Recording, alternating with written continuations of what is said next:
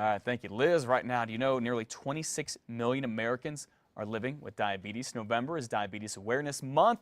JDRF's mission, that's Juvenile Diabetes Research Foundation, is to discover, develop, and deliver advances to cure and better treat and hopefully one day prevent type 1 diabetes. Here with me now is Elizabeth Madden, the branch director for JDRF here in New Mexico, and my friends Emma and Caitlin Cardoza. Good morning to all of you ladies. Thanks for coming in. Matt. Appreciate it so much. Thanks for having us. It is my pleasure. So for folks who don't know, type 1 diabetes, very different than type 2 diabetes, and particularly in how you develop it. It is. Type 1 diabetes is an autoimmune disease, and people who have type 1 diabetes have to constantly monitor their blood sugar. Diet and exercise is important, but it's not the same as type 2, where diet and exercise helps control your type 2 diabetes. Type 1, autoimmune disease, people across New Mexico, thousands of families have type 1 diabetes, as do Emma and Caitlin. They were born with it and developed it a little bit later in life, unfortunately. Toward nothing that they ate or they did or their parents did or did not do. Right, autoimmune disorder. And so they have to constantly monitor their blood sugar. JDRF is the leading organization that's dedicated to finding a cure for type 1 diabetes.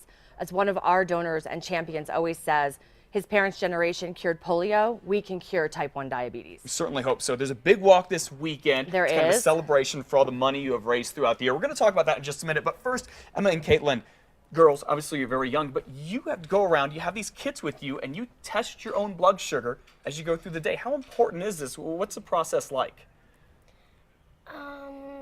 It can be hard because people don't know this, and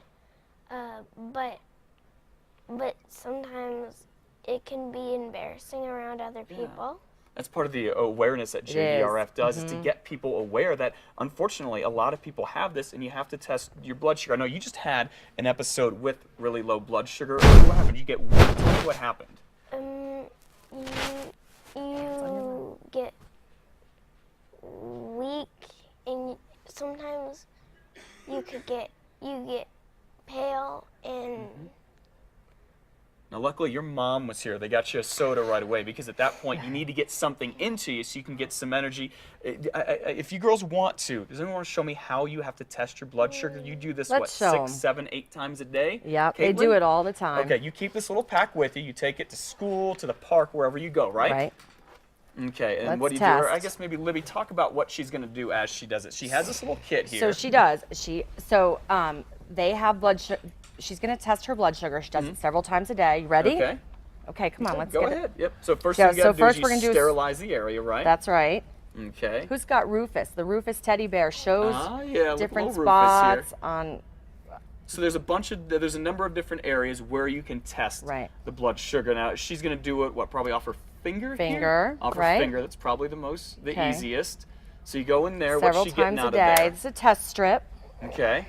So she gets a test strip. We're going to clean the area. Right, and there's a test strip and a meter. Okay.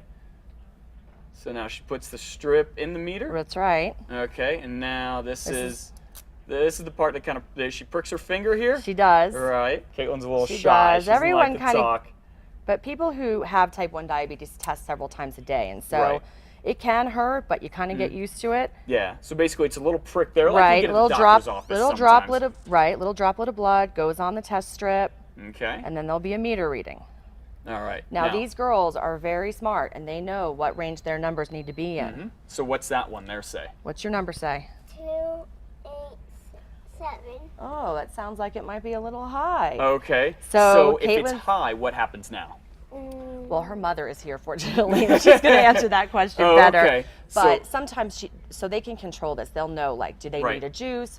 If it's low, do they need, to take care of things if it's higher? Okay, get some insulin. That's right. And stuff like that. Okay, again, this is something the girls are born with, working toward better ways to control it, and hopefully one day just to go ahead and cure this and then prevent it from happening altogether. There's a walk this weekend we talked about. It's going on tomorrow morning. If you still want to go out, register at 7:30. The walk starts at 8. It's at Coronado Shopping Center. Get involved with JDRF, because if you do not have type 1 diabetes, there's a really good chance that someone you know or someone in your family does. Libby. Yeah. Thank you. Okay, you can go to our website, CASA.com, click on the CASA blog for more information. Emma and Caitlin, it's good to see you two girls again. Glad everything's good with your blood sugar. Thanks for showing us that. I know you're a brave little girl to do that.